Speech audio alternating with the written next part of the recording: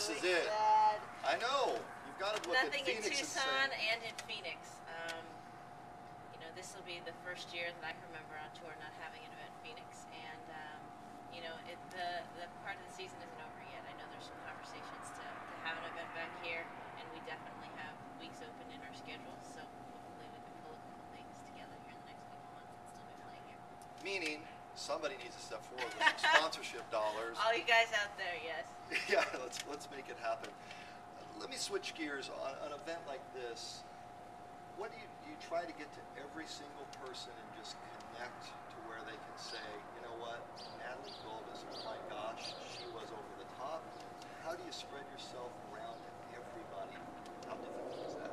Well, what's great about this is it's a full 2 days, and since there's 30, 35 people, I'll get to spend a lot of time with them in a couple different settings. You know, last night the cocktail party, it's very casual, and you're just starting to get to meet them and figure out where they're from and why they want to be part of this event. And then today it will be even better because it's golf, and hopefully I can help them with their golf games or just share a little bit of my story and what it's like to be on tour. And then with dinner, you know, when you get to sit down and really have dinner with people, you get to learn a little bit more about them. And I've done events like this since I've turned professional. I've made some great friends and some great contacts and people that I've stayed in touch with, you know, throughout the years. So you never know who you're going to meet in something like this. It must be humbling at times to have people that are so enamored with you as a person. Very humbling when they thank you just for coming to something. I mean, I just feel privileged to be invited to be part of an event like this with a sponsor like Adidas and at a hotel property class level of Fairmont, and they're thanking you for showing up. I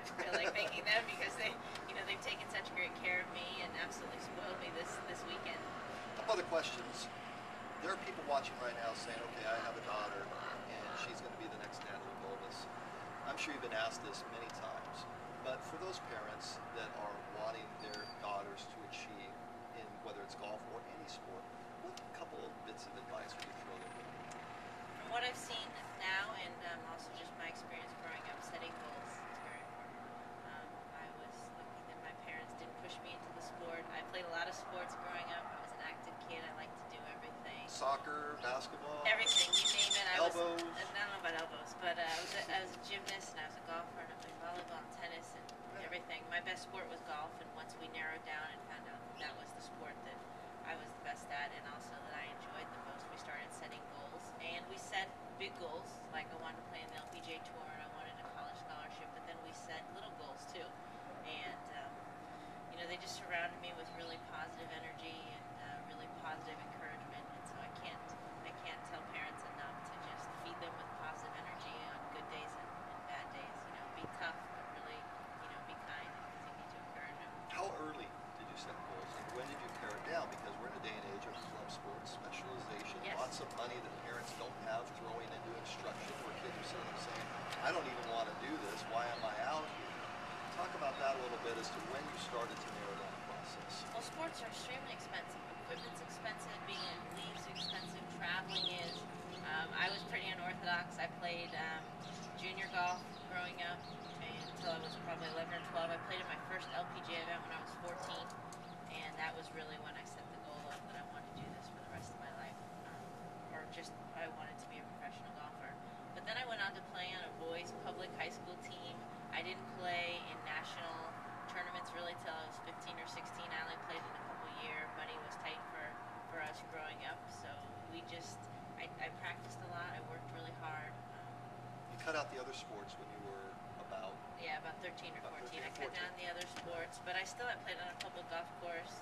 I think that the local club saw that I had a good work ethic and would always give me 2-for-1 baskets of golf balls or discounts, but I wasn't a country club family by any means, and I went through the public school system. I worked really hard and I practiced every day, and you know, I'd set goals, and I really looked up to athletes. I watched a lot of sports, professional sports on TV. You're always going to some sort of a sporting event, and I think the greatest steps is just going through college and playing on your college team and or in high school, and then going and playing in college and trying to get a scholarship there and working hard on your grades, and then everything pretty much opens up to you if you're continuing on that wave of success. It's kind of interesting that there's so many stories written about you and your outward beauty versus seeing the whole picture of where you came from, what you did, where you that the beauty angle is taken to almost over the top proportions, from my view.